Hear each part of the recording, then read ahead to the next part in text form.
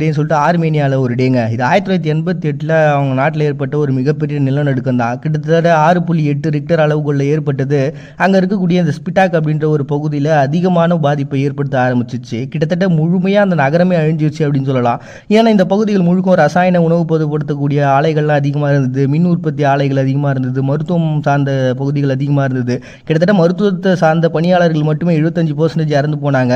இதில் கிட்டத்தட்ட 50,000 பேர் இறந்துருக்கலாம் அப்படின்ற ஒரு கணக்கு இருக்குது. அண்ட் இன்னொரு பக்கம் 1,30,000 பேர் காயங்கள் அடைஞ்சிருக்கிறாங்க.